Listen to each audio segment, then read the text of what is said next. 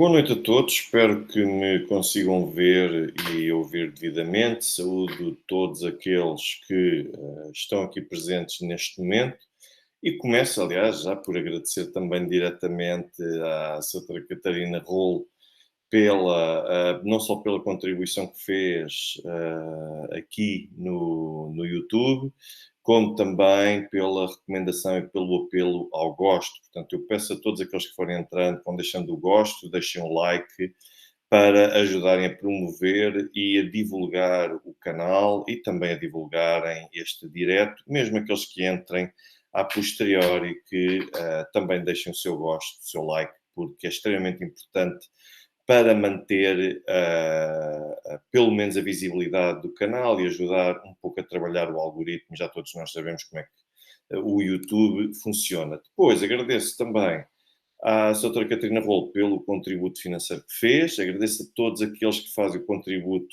através do MBWay, do YouTube, do Revolut ou até através do PayPal. Aproveito e deixo aqui o meu contacto que serve de WhatsApp e MBWay ao mesmo tempo, e quem quiser contactar naturalmente poderá fazê-lo através destes meios, onde eu também estarei disponível, e ao mesmo tempo recomendar o meu canal de Telegram para que quem quiser, para que possa seguir naturalmente todas as mais recentes notícias e mais recentes novidades que vão sendo dadas.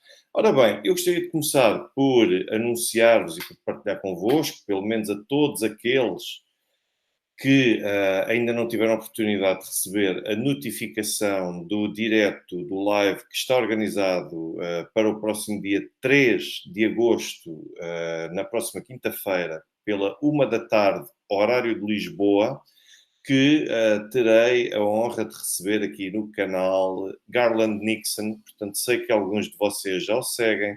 Ele, além de ser locutor de rádio, também ter inúmeras intervenções na Fox News, é um analista político com um canal também de Twitter e com vários outros meios de YouTube, onde vocês poderão seguir o Garland Nixon, e nós vamos explorar nesse direto, nessa conversa que será em inglês, mas depois eu adicionarei, como é natural, as legendas para que todos possam acompanhar o conteúdo, e o Garland Nixon e eu estaremos aqui os dois a discutir o caso de corrupção envolvendo a família de Joe Biden, e também a intervenção, ou pelo menos o grau de participação de Joe Biden e da sua família nas suas relações e nas suas ligações à Ucrânia.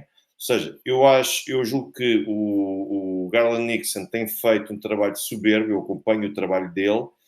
Houve também já quem me sugerisse para convidar o Garland Nixon a vir aqui ao canal. Ele, sem sombra de dúvida, muito simpático, esteve fora durante um tempo e agora sim ele está aqui disponível para poder vir ao canal e falar connosco também sobre este tipo de assunto, e eu acho que é a pessoa certa para debater questões de política interna dos Estados Unidos e ainda mais explorarmos este caso de corrupção envolvendo o presidente Joe Biden e também toda a sua ligação à Ucrânia. Boa noite, Sr. Carlos Teixeira. Aproveito e saúdo todos aqueles que forem entrando, seja de Portugal, de Moçambique, do Brasil, dos Estados Unidos, do Luxemburgo, da Suíça, enfim, um pouco de todo lado, aqueles que forem entrando, da Rússia também, que sei que entram, e saudar toda a gente. E eu até apelo àqueles que forem mais sensíveis, eu vou mostrar aqui um conjunto de imagens que eu julgo que não há ninguém que ainda as tenha mostrado e que são imagens que envolvem grupos jihadistas.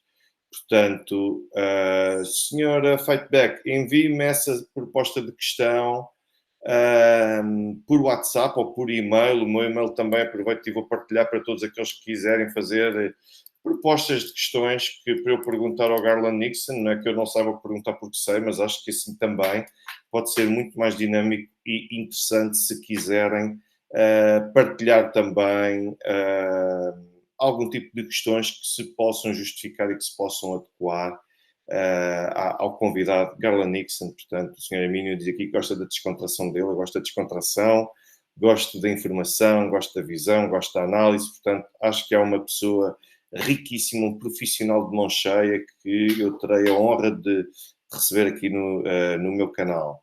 O Sr. Susana Rodrigues, professor Luís António do programa Checkmate. O nome professor Luís António julgo já o ter visto em algum lado de facto, não sei se foi no programa Checkmate, mas esse nome julgo que me diz qualquer coisa. Sobre os ataques a Moscou, vou naturalmente também explorar esse assunto, mas para já eu gostaria de me focar no Níger. E porquê no Níger? Porque eu já vi naturalmente algumas análises feitas, ainda há pouco estava a ver, cruzei-me com o tweet de Mihailo Podolyak, que é conselheiro do presidente Volodymyr Zelensky, que veio dizer se dúvidas existissem de que a Rússia está por trás da mudança de poder, do golpe no Níger, então essas dúvidas ficaram desfeitas com a declaração conjunta feita pelos presidentes do Burkina Faso e também do Mali, que considera Mihailo Podolyak que, como são dois Estados que são pró-russos, logo, como eles vão defender o golpe, por assim dizer, logo este golpe que foi conduzido no Níger foi também ele promovido, desencadeado e orquestrado pela Rússia. É assim, uma vez mais, eu volto a alertar que conselheiros do presidente Volodymyr Zelensky, outros elementos ligados ao poder político ucraniano, eu compreendo o que leva a que eles conduzam este tipo de campanha. Compreendo, naturalmente, é aproveitar aquilo que as redes sociais têm de melhor, que é a amplificação dos conteúdos, para poderem fazer passar a sua mensagem, mesmo que ela seja falaciosa. E esta, naturalmente, que eu não posso falar com certezas, o Mihailo Podolyak com certeza saberá, eu estou a ser sarcástico, naturalmente não sabe, mas está a fazer aqui um conjunto de leituras e de deduções que, a meu ver, servem a mensagem que ele tenta apregoar. Portanto, e quando existe um conjunto de pessoas que dizem bom, isto foi tudo feito pelo Grupo Wagner, porque nós tivemos Yevgeny Prigozhin também a saudar o golpe de Estado no Níger, logo, e isto é também um outro sinal de que foi a Rússia que esteve por trás disto. Eu acho que é muito diferente nós falarmos de orquestrar um golpe de Estado ou tirar partido ou aproveitar a oportunidade que resulta ou que surge em consequência de um golpe de Estado.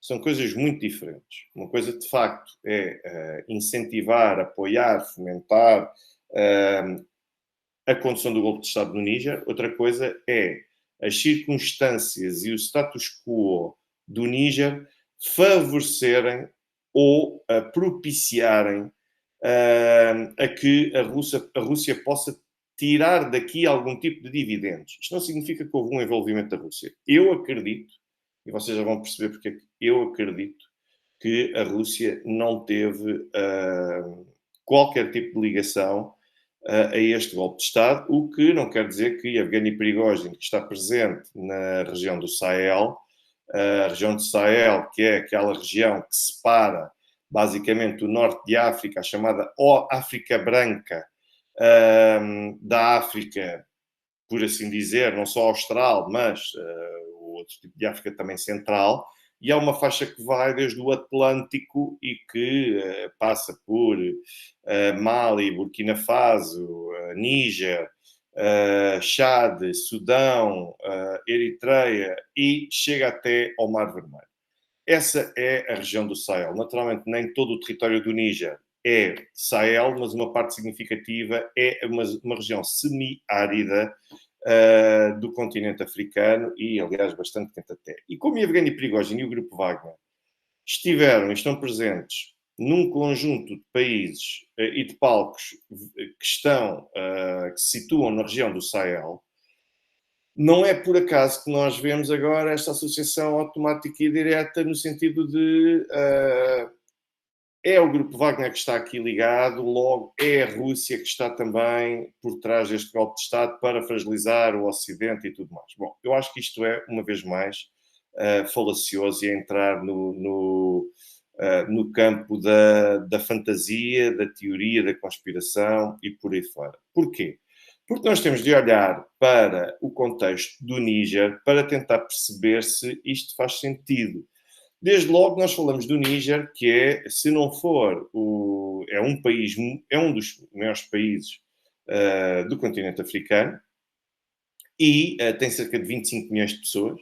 É um país ainda bastante grande, com uma grande dimensão, lá está.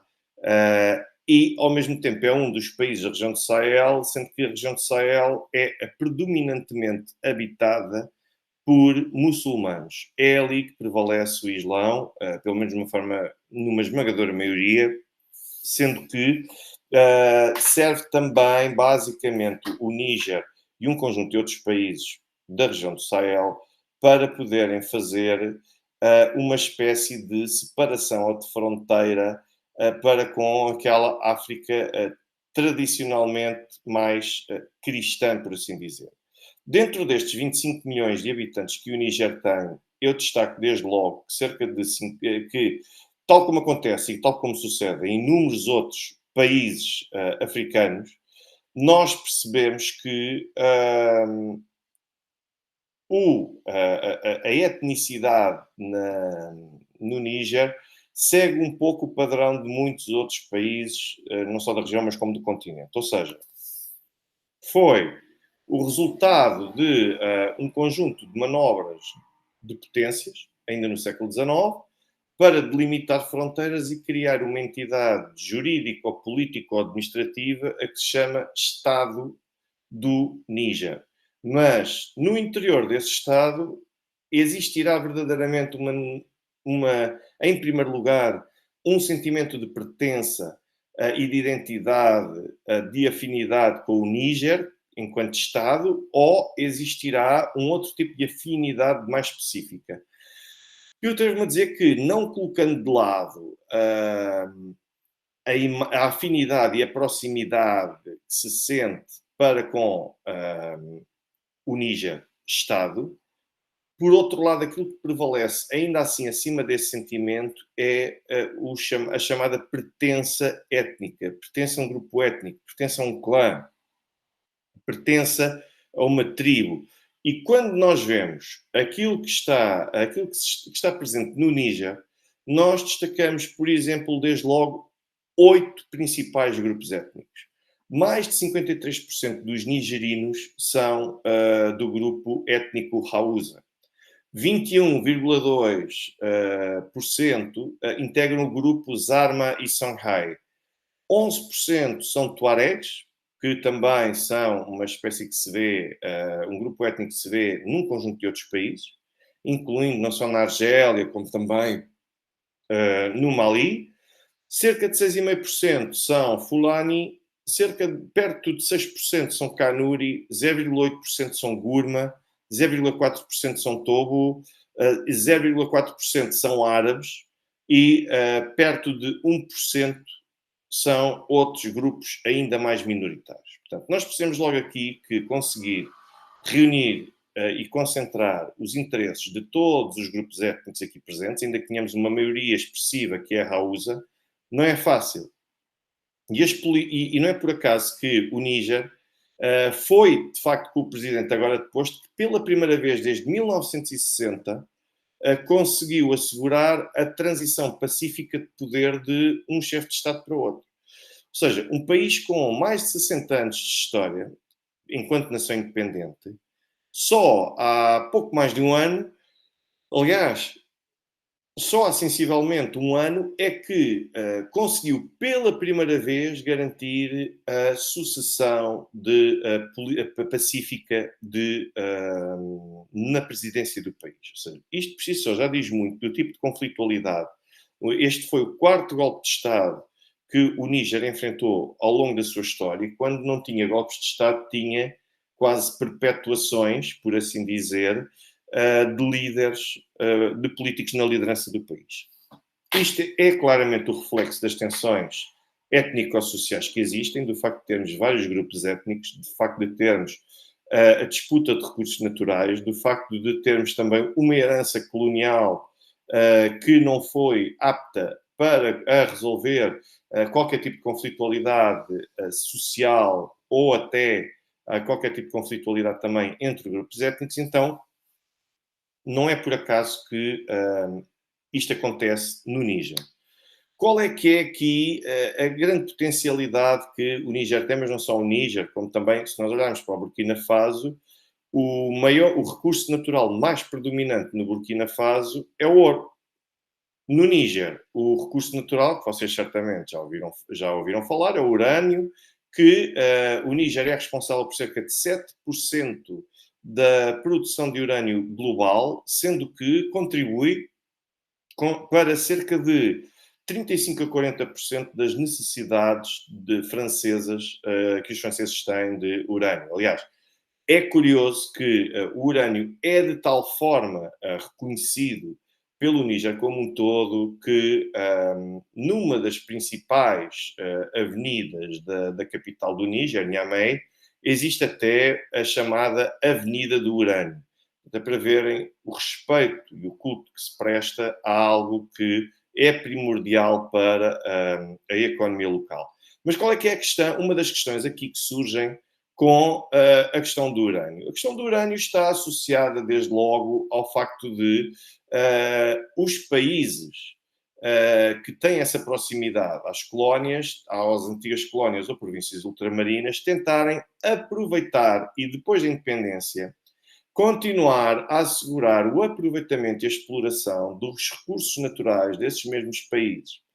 Isto é visto, não é só no Níger, isto é visto um pouco por todo o continente africano, como uma forma de não se aproveitar os recursos naturais que se têm para conseguir melhorar o nível de vida.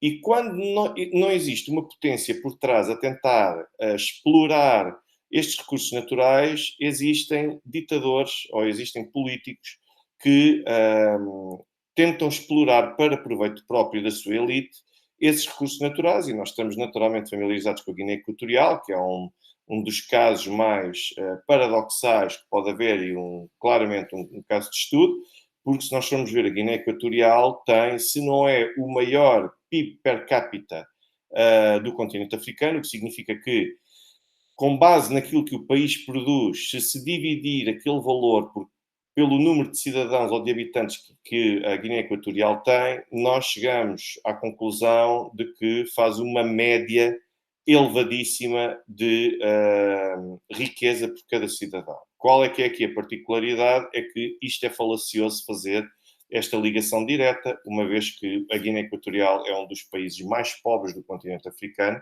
o que significa que, em matéria de distribuição de riqueza, a Guiné Equatorial não só não é o melhor exemplo, como é um dos piores exemplos que nós aqui poderemos ter, e estas contas falam por si. Ou seja, a Guiné Equatorial produz imensa riqueza, tem uma exploração significativa dos seus recursos naturais, mas depois não os distribui de uma forma minimamente justa e equilibrada pelos seus cidadãos, fazendo com que a esmagadora maioria da população seja pobre.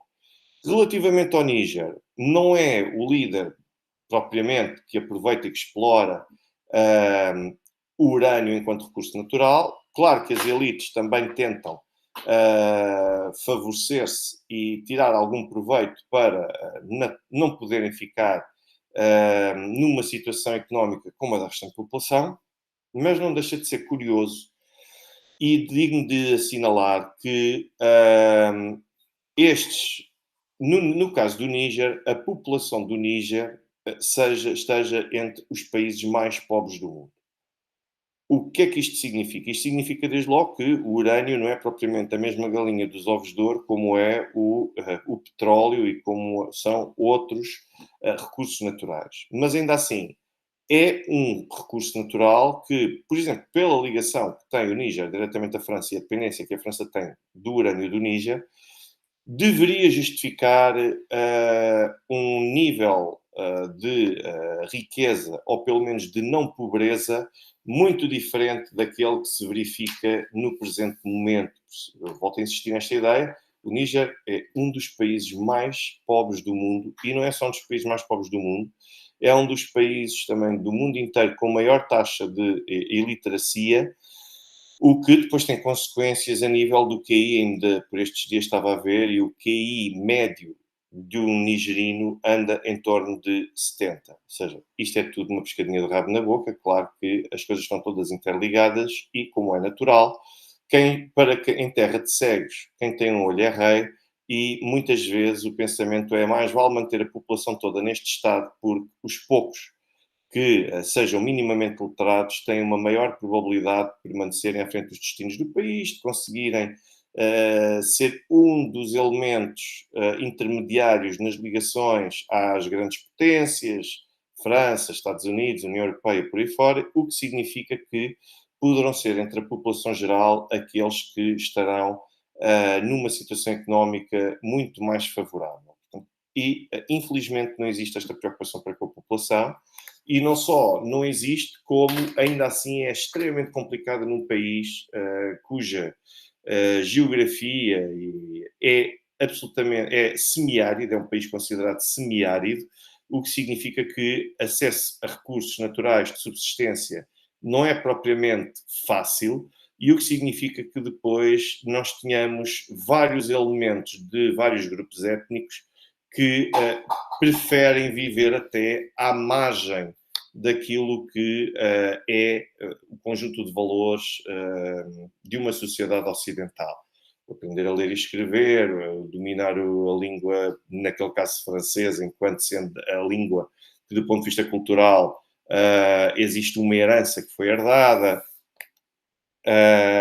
e um conjunto de outros aspectos que eles preferem manter-se, em muitos casos, à parte. E como o Estado também não faz muita força, então, basicamente, uma mão lava a outra, e é assim que nós temos um Estado chamado Níger. E é assim que nós temos também um Estado chamado Níger, onde, por todas estas características que eu aqui referi, neste momento, ao nível militar, o Níger tem no seu país entre 1000 a 1500 militares franceses no país.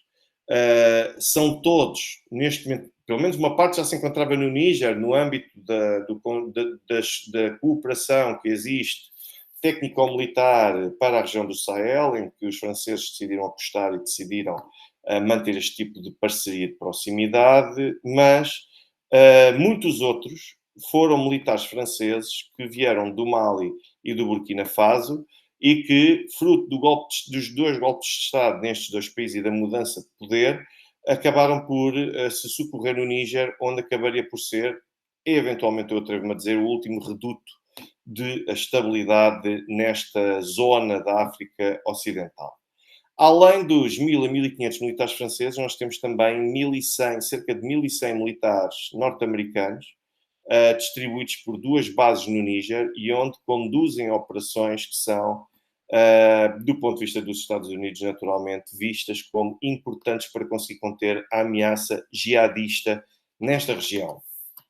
Estão também contabilizados 300 militares, cerca de 300 militares italianos, cerca de 50 a 100 militares no quadro da União Europeia e dando seguimento a um projeto de 3 anos de formação de quadros das Forças Armadas e de Segurança do Níger, sendo que a Alemanha já tinha prometido que a partir de abril de 2024 destacaria também 60 militares seus para estas missões. Ou seja, nós quando olhamos para estes números, nós estamos a falar de, mais coisa menos coisa, perto de 3.000 militares ocidentais que se encontram neste momento no Níger.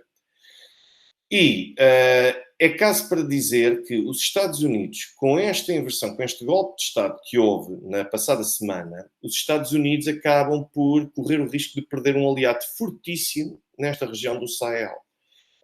Eu recordo que a Embaixada dos Estados Unidos em Niamey publicou, há sensivelmente um ano, informação que dava conta de os Estados Unidos terem feito um investimento superior a 500 milhões de dólares só em apoio técnico-militar ao Níger.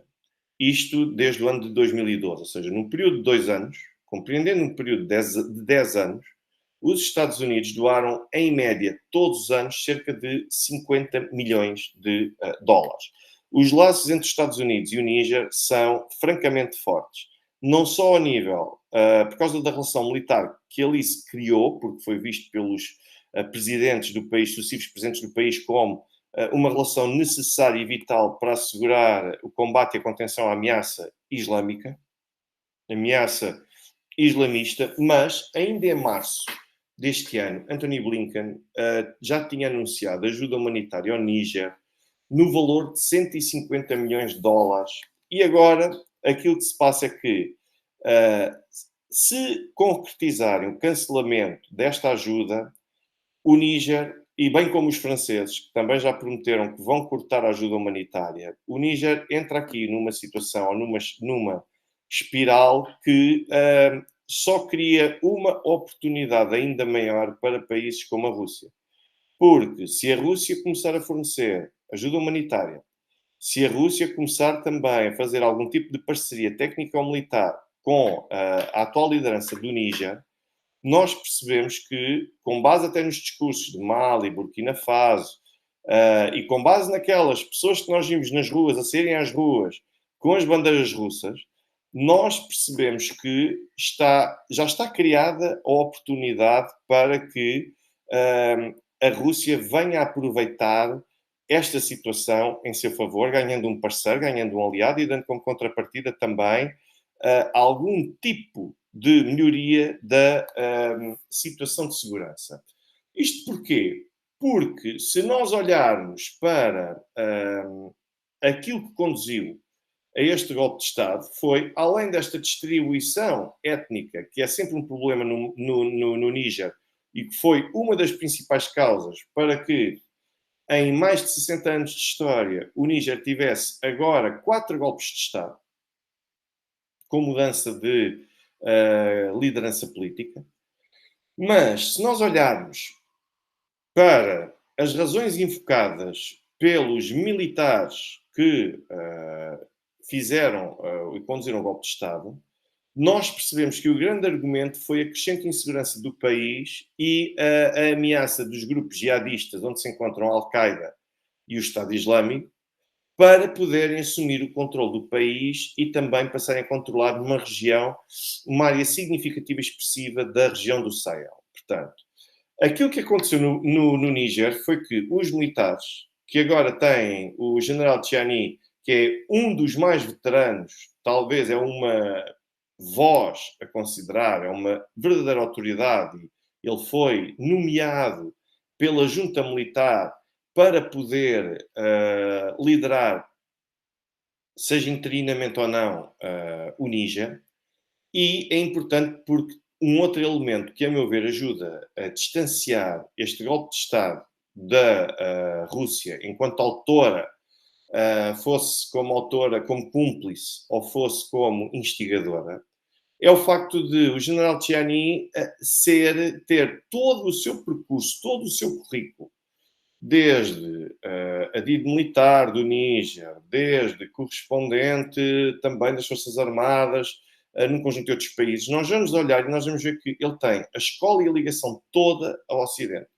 Alemanha, quadros da NATO, Estados Unidos, ou seja, todo o seu percurso foi feito numa relação de proximidade com países ocidentais, o que desde logo mostra que não faz qualquer sentido a tese de que terão sido os russos a instigar e a provocar este golpe no Níger. Que sentido é que faria colocar alguém com a escola e com uma tradição fortemente ocidental à frente de um país que, na esperança depois de chegar àquele país com esse golpe de Estado? Portanto, isto parece-me tudo muito incoerente, não parece que faça verdadeiro sentido. Mas, quando nós olhamos para Tchiani, nós percebemos que ele foi escolhido, e não foi escolhido por uma razão qualquer, porque de facto é uma das maiores autoridades, e vejam o seu percurso, a sua ligação até ao presidente, entretanto, deposto, e que é uma voz a respeitar e uma voz a considerar pelos nigerinos e pelos quadros das Forças Armadas do Níger. Mas, quando se aperceberam, estes militares, os militares foram vendo que os golpes de Estado no Mali e no Burkina Faso poderiam ser uma solução para ajudar a contornar e até inverter a situação de insegurança que se verifica nos dois países, tanto no Burkina Faso como no Mali, estes militares encontraram aqui uma janela de oportunidade para avançarem de uma forma mais contundente no combate aos grupos jihadistas. E aqui eles dependerão não só deles próprios e não só do conjunto de decisões que vão tomar para poderem combater essa insegurança, como depois, não é por acaso que nós temos aqui, nós tivemos aquelas imagens das bandeiras russas nas ruas de Niamey. Nada disto é por acaso, porque o povo nigerino acredita que esta aproximação ao Ocidente, a única coisa que deu foi dividendos e extração ou exploração de recursos naturais em favor da França, dos Estados Unidos, de um conjunto de outros países ocidentais, enquanto eles olham para a Rússia e veem aquilo que o Grupo Wagner tem feito e acreditam que a Rússia pode ter a solução para repor a estabilidade no país. Isto quer dizer que foi a Rússia que esteve por trás deste golpe de Estado? Não. Aquilo que isto significa até o momento é que o povo nigerino acredita que os seus recursos naturais estão a ser explorados pelos franceses e que não só a situação de segurança económica é fortemente afetada pelo facto de o Níger não tirar proveito da relação que tem e dos recursos naturais que tem para um conjunto de outras potências. E eu recordo, eu sei que às vezes custa, porque nem sequer se fala nestas coisas, mas a verdade é que a política de nacionalizações, sobretudo quando nós agora falamos de nacionalizações de empresas ou de ativos russos e dos russos de proceder à nacionalização de ativos ocidentais, nós temos de perceber que, lembrem-se do caso de Salvador Allende. Salvador Allende, no Chile, quis nacionalizar as minas de cobre. O cobre é a maior indústria em matéria de minerais do Chile. É uma grande fonte de financiamento para o próprio Estado chileno. Vejam o que é que aconteceu a Salvador Allende. A partir do momento em que começa a anunciar no início da década de 60 as suas intenções de nacionalizar as empresas ligadas à indústria do cobre, logo desde cedo, ainda com o presidente John Kennedy, ainda Salvador Allende não tinha chegado à presidência do Chile, mas já John Kennedy criou e fundou a USAID com o propósito de atribuir um conjunto de medidas de apoio para conseguir conter o discurso de políticos de países, de economias chamadas periféricas, ou economias com pouca expressão quando comparadas com as grandes potências a nível global. E o objetivo era conseguir dissuadir o eleitorado de votar neste tipo de políticos como Salvador Allende ou quaisquer outros que prosseguissem políticas de nacionalização de ativos sob controle ocidental. E o objetivo era conceder esses apoios para que os indivíduos, esses candidatos, esses políticos, ficassem sem muitos argumentos relativamente à questão da riqueza que o seu país poderia passar a ter. Antes de Salvador Allende, nós tivemos o caso de Mohammad Mossadegh no Irão, se bem se recordam, onde a tentativa, no início da década de 50, no final da década de 40 e no início da década de 50, a tentativa de nacionalização da Anglo-Iranian Oil Company, portanto, a empresa petrolífera que estava nas mãos dos ingleses e que extraía, explorava e tinha o maior proveito do petróleo que era iraniano, já na altura isto tinha levantado inúmeras questões e motivou protestos na Pérsia, porque considerava-se que, já naquela altura, que o Shah era muito favorável aos interesses ocidentais e que o Irão, a Pérsia, na altura a Pérsia, poderia explorar os seus recursos naturais e ter as receitas para si, em vez de receber apenas o equivalente àquilo que se chama de royalties, ou alguns direitos, uma margem muito mínima daquilo que eram as vendas as receitas obtidas pelo Reino Unido. E foi assim que Mohamed Mossadegh conseguiu chegar ao cargo de primeiro-ministro, ameaçou com a nacionalização, e esta questão das nacionalizações, com o fim de querer explorar os recursos naturais do país, foi uma questão que sempre esteve em cima da mesa. E agora há pessoas que dizem, bom, mas os russos não podem nacionalizar empresas que são ocidentais. Podem. Os ocidentais não podem nacionalizar empresas russas. Podem. Aquilo que o direito internacional contempla como contrapartida é que não é possível e é absolutamente ilegal e desleal um Estado que nacionalize uma empresa e que não dê qualquer tipo de compensação ou de retribuição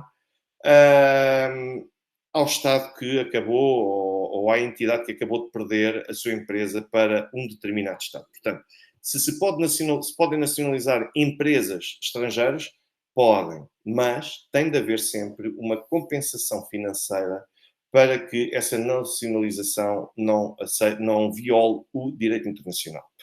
E a verdade é que, desde o final da década de 40, até ao longo da década de 50 e depois nos anos e nas décadas seguintes, a política de nacionalizações assumiu uma importância primordial para Estados com estas economias menores, em alguns casos até há quem chame de repúblicas das bananas, porque são alguns desses Estados nem sequer produzem, não conseguem produzir rigorosamente nada, não têm recursos naturais, não têm nada.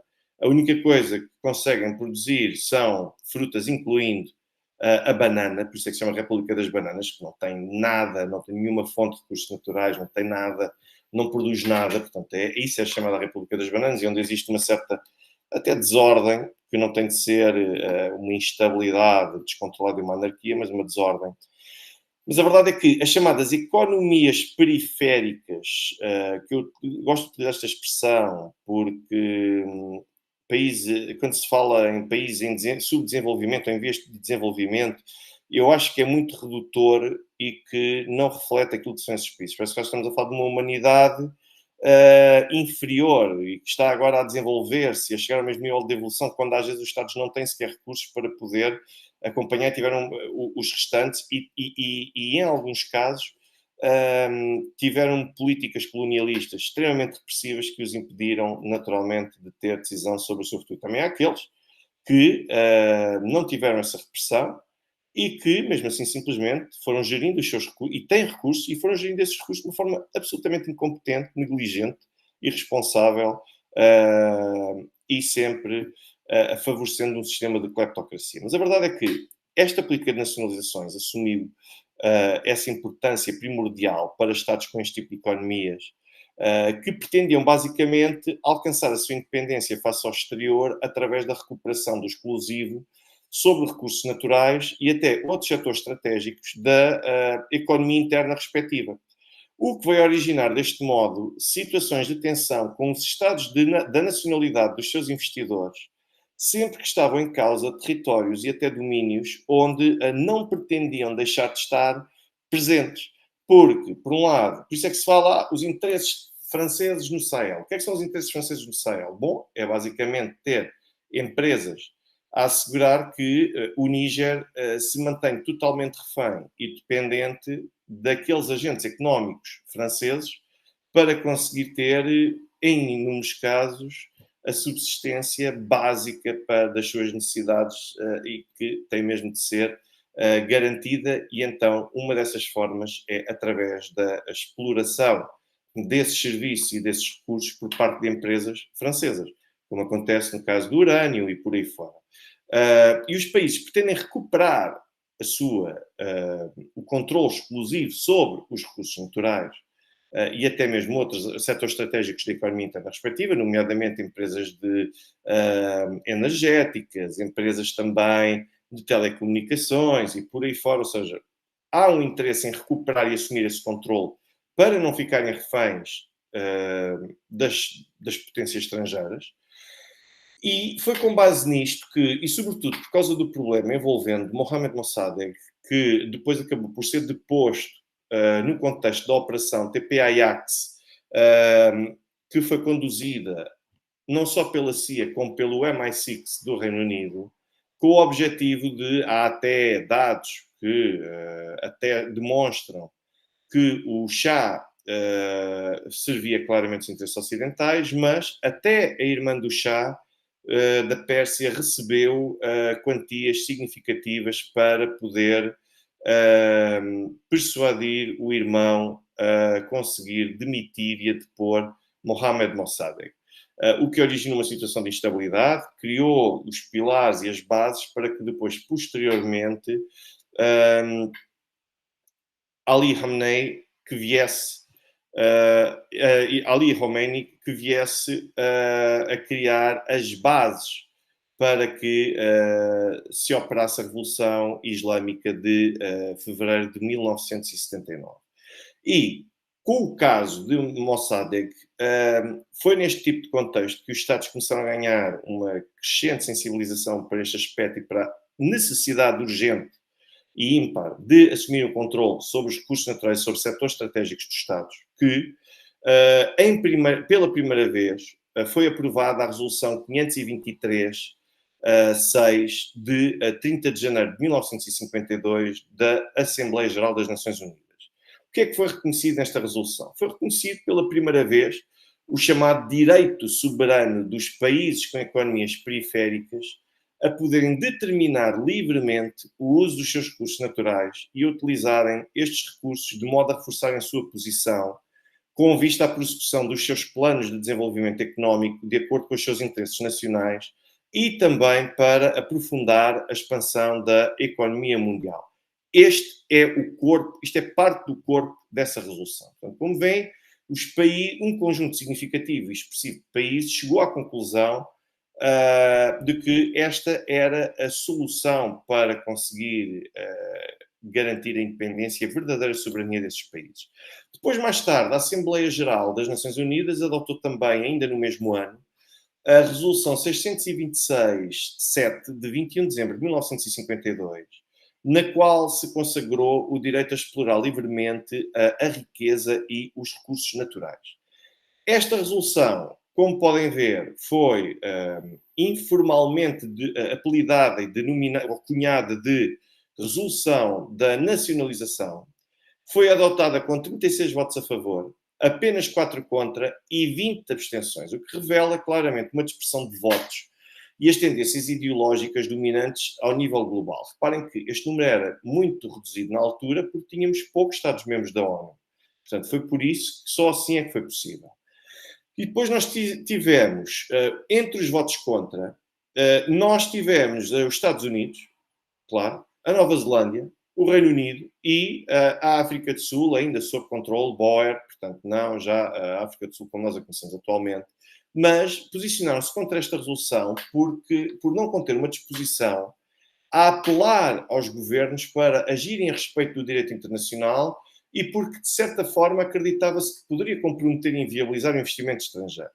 Portanto, o que é que isto na prática denuncia? Denunciou os receios de fragilização da universalização da presença de Estados como os Estados Unidos e o Reino Unido. Já na altura, o Irão votou, como seria expectável, favoravelmente este tipo de resolução, não apenas ciente de que, através desta resolução, poderia reforçar a sua posição no plano interno e também na sua pretensão contra o Reino Unido, como também pelo facto de esta iniciativa ter sido disputada pelo Uruguai.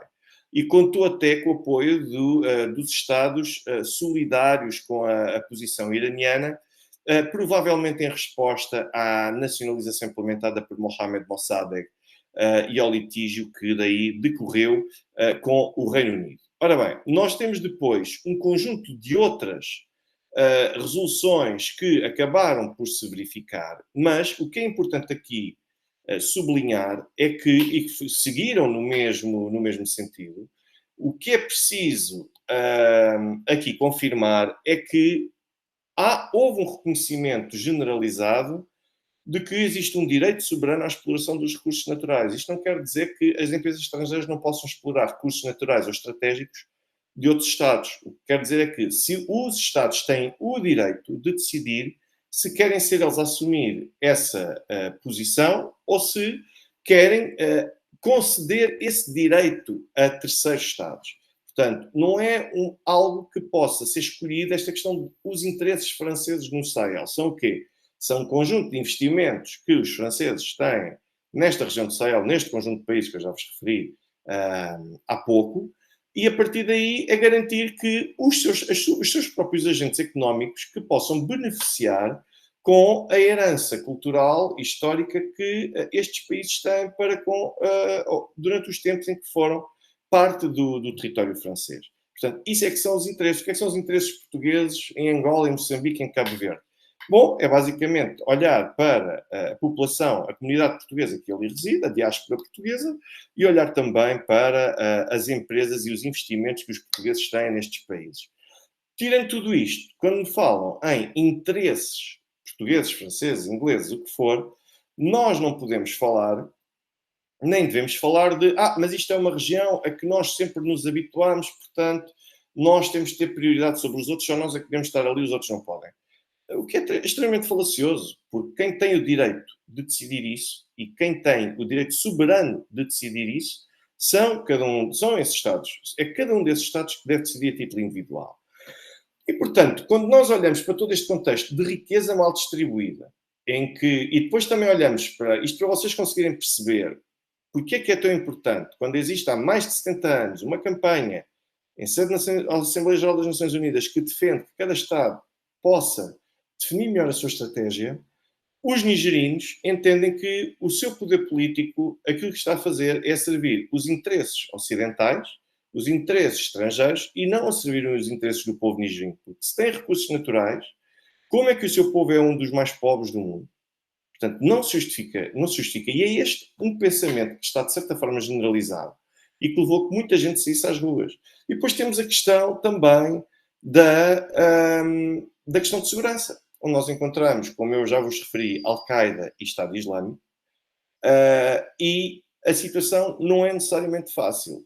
Eu recebo, ou eu tenho acesso às newsletters ou às publicações periódicas que o Estado Islâmico e que a Al-Qaeda publicam, quando não é todos os dias, é várias vezes ao longo da semana, ou pelo menos uma vez por semana. Por exemplo, a publicação periódica, a newsletter do Estado Islâmico Al-Naba, é publicada uma vez por semana.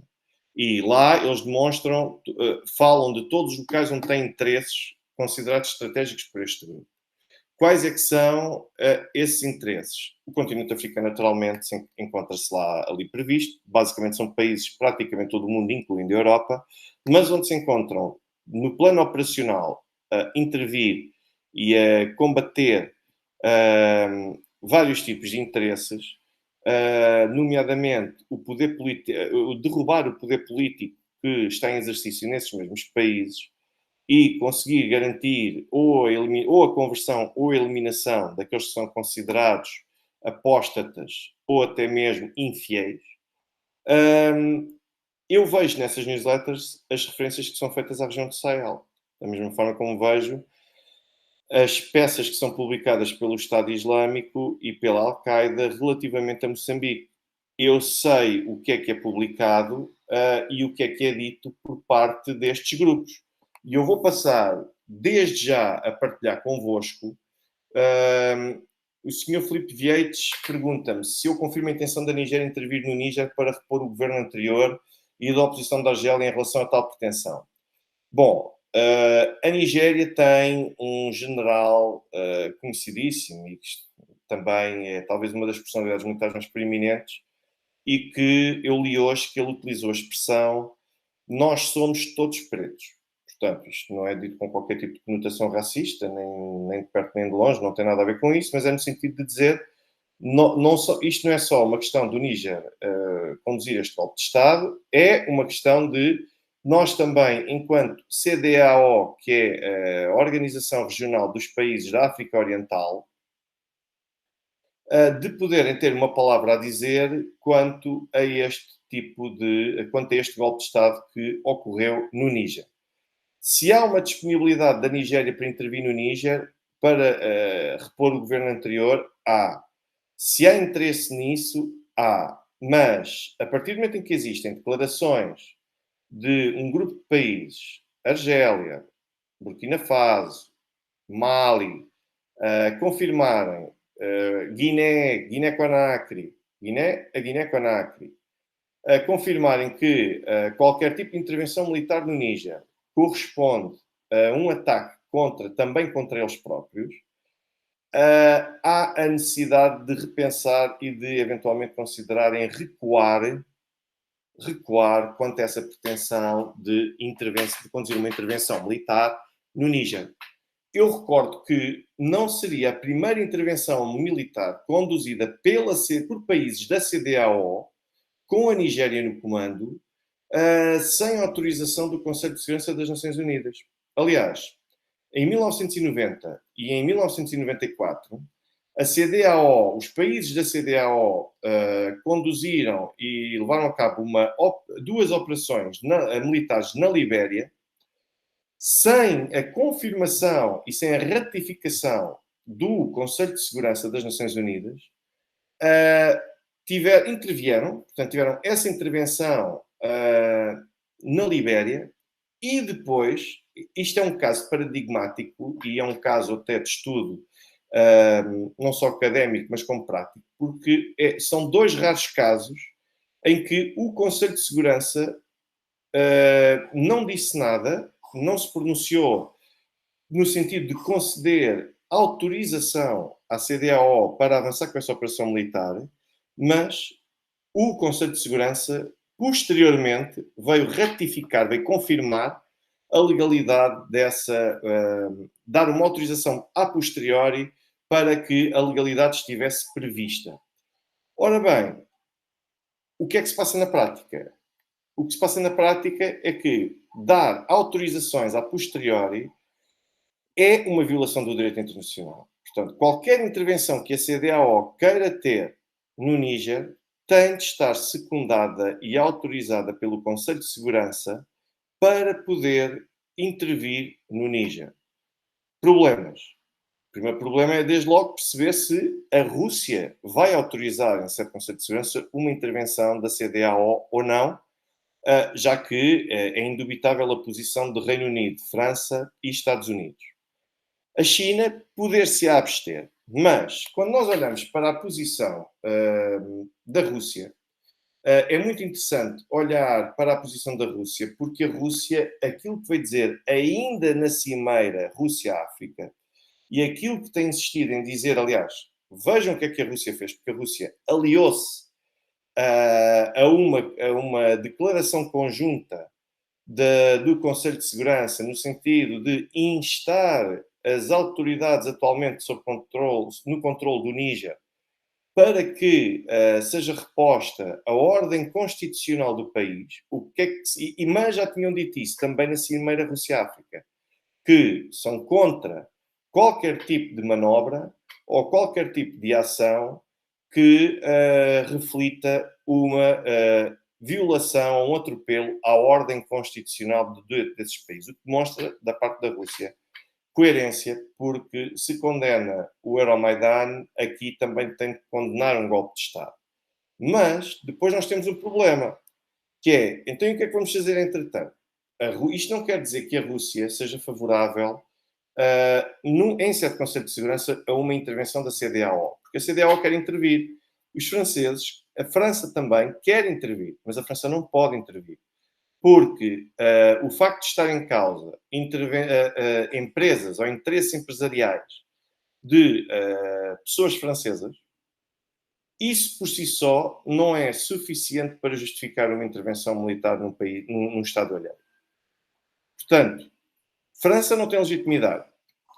A CEDEAO só terá legitimidade para repor a ordem constitucional se for devidamente legitimada pelo Conselho de Segurança.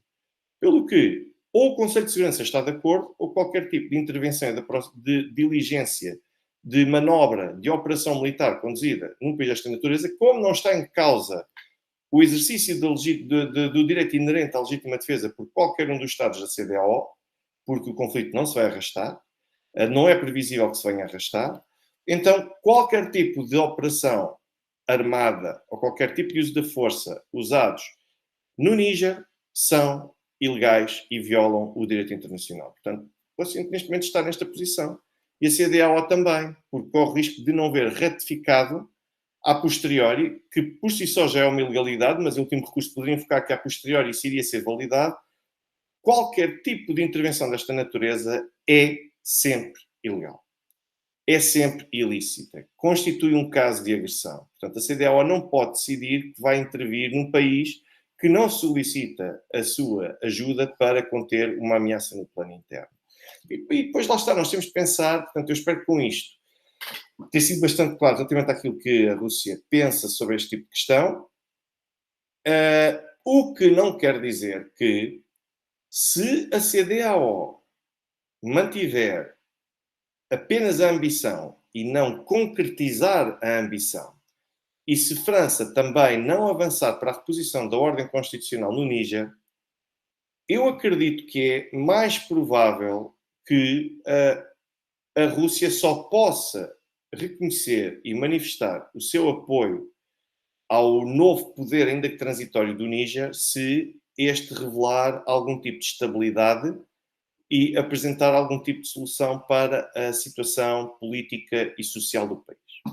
Os russos só apoiarão formalmente o Níger atual, as autoridades nigerinas da atualidade, se... uma boa noite, senhora Anne Alves Lima, sempre com essas bandeiras também, acho muito, muito engraçado, muito bonito o que faz, tal como a senhora Cristina Guimarães também, que faz uma ilustração também muito curiosa e muito interessante. Mas isto é para vos dizer que o Níger, neste momento, as autoridades do Níger têm de provar que são uma liderança sólida. A escolha do líder interino já é uma primeira prova, porque não foi ele simplesmente com um grupo de militares que por si só decidiu impor a sua força. Ele foi indicado pelos seus pares para ser ele o presidente do Níger. Isto já demonstra que há alguma unidade, alguma união. Mas a Rússia só assumirá e só reconhecerá as autoridades quando estas autoridades mostrarem que vieram para ficar e que têm, de facto, credibilidade suficiente para continuar à frente do país e, como tal, é necessário começar a trabalhar com elas. Ponto final. Tal como aconteceu relativamente aos talibã no Afeganistão. Agora, até lá, eu acredito que é pouco provável que a Rússia venha a sair desta narrativa, desta toada de exigir que seja reposta a ordem constitucional. Portanto, ou há uma demonstração de que esta liderança está para durar, ou se não existir essa demonstração e agora começarem disputas internas e divisões e tudo mais, quem depois sai mal nesta fotografia toda vai ser a Rússia. Porque a Rússia, afinal, acaba por apoiar um governo golpista, sendo que esse governo acabou por cair por si só e a Rússia que fica isolada. Aí sim a Rússia fica isolada no contexto internacional. Portanto, não compensa a Rússia, no presente momento, defender o atual poder político. E o que é que eu gostava de vos mostrar? Aquelas pessoas que forem mais sensíveis, eu peço que não acompanhem, a partir de agora, esta emissão. Porque eu vou-vos mostrar o que é que os nigerinos enfrentam e o que é que leva o poder político a aceitar conduzir um golpe de Estado para combater a crescente insegurança e instabilidade no país. Ora bem, deixem-me ver se eu vos consigo mostrar. Eu acho que vou conseguir mostrar com certeza. Esta é a mais recente edição da revista, da newsletter do Estado Islâmico, a Al-Naba. Como eu disse, eu tenho acesso a todas essas edições, seja do Estado Islâmico, seja da Al-Qaeda, seja de quem for, e esta foi a que saiu na passada sexta-feira. Eu acredito que esta sexta-feira, agora, dia 4 de agosto, vai também trazer alguma atenção à situação no Níger, por parte do Estado Islâmico. O Estado Islâmico também tem interesse. Portanto, esta é a situação, esta é a newsletter Al-Naba do Estado Islâmico. Tem aqui um editorial que eles publicam sempre nesta newsletter e depois estas imagens que aqui estão a ver, eu peço-vos que realmente tenham atenção, porque se forem muito sensíveis não vejam estas imagens. Este corpo que nós vemos aqui, que eu vou ampliar, esta é a cobertura que é feita pelo Estado Islâmico aos seus elementos, aos seus afiliados, que se encontram na zona do Sahel. Vejam que aqui embaixo nós temos uma imagem de se ter conduzido a execução de aquilo que eles chamam de um feiticeiro, mas esta imagem de cima é aquilo que eu pedi naturalmente para me traduzirem, porque eu sei tanto falar árabe como se calhar sei falar, não sei, qualquer outra língua, como sei falar crioulo, como sei falar Swahili, como sei falar até árabe, portanto, o árabe eu não domino, isto só para vocês perceberem. Nada, rigorosamente nada. Tenho que pedir para que me traduzam, para que me encontrem tradução e vejam que esta imagem, então basicamente esta imagem retrata aquilo que o Estado Islâmico chama de espião do Níger e que foi capturado e depois foi executado no Mali. Portanto, este triângulo Burkina Faso, Mali, Níger, é subejamente conhecido por causa do tipo de práticas que a conduz e da forma como tenta impor este tipo de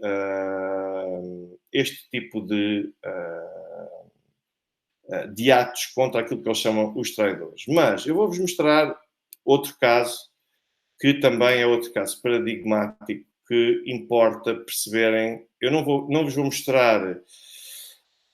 Tenho aqui cenas naturalmente inacreditáveis, conduzidas em Moçambique, pelo Estado Islâmico em Moçambique. Esta foi na newsletter anterior, peço imensa desculpa a todos aqueles. Eu vou tentar evitar mostrar estas cenas extremas. Isto é armamento que foi apreendido pelo Estado Islâmico em Moçambique e depois nós temos aqui uma outra imagem aqui em baixo que eu não vou mostrar porque pronto, nem vou sequer descrevê-la para não deixar as pessoas aqui com pesadelos, mas é também relativamente a moçambicanos, a pessoas de nacionalidade moçambicana. Isto foi na newsletter de há 15 dias. Vou mostrar a outra newsletter ainda, e é a última, e depois por aqui terminarão as cenas com algum tipo de ligação de violência, mas eu acho que é importante as pessoas perceberem isto e já vão ver o porquê. Ora bem, aquilo que nós temos, bom, temos aqui estas cenas e agora reparem, isto aqui é tudo em Moçambique. Eles relatam tudo aquilo que está em Moçambique. Este cidadão acabou por morrer, apreensão de armas, e isto é aquilo que vão conduzindo em Cabo Delgado, Pemba. E vejam que eles até mostram o cartão de eleitor da pessoa que foi capturada, com os dados todos, nem sequer escondem. Portanto, para quê? Para servir de meio de prova para de cada vez que forem descredibilizados ou que forem desacreditados. Ora bem, eu agora vou-vos mostrar ainda mais uma última coisa que eu acho que vos deveria mostrar para vocês conseguirem perceber agora no Burkina Faso.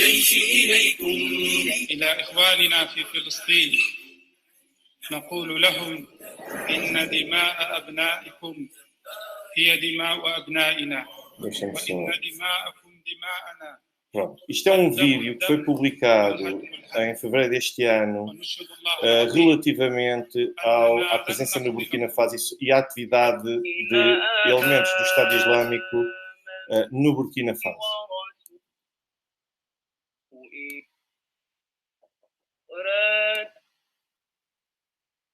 المعركة مستمرة وأعهد الله على قتالكم ليس للجيل القادم فحسب بل حتى تقوم الساعة لنشر النداء وإنا على العهد نمضي به هذا ليوم النداء وصانت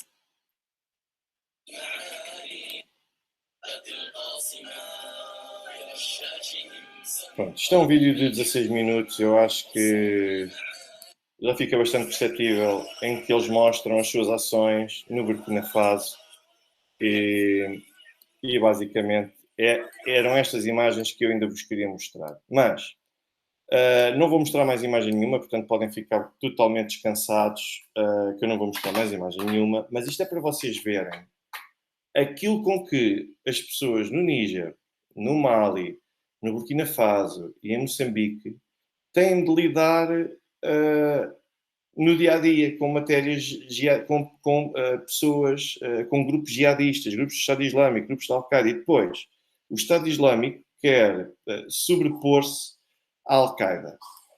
E a Al-Qaeda concorre com o Estado Islâmico pelo domínio de determinadas áreas.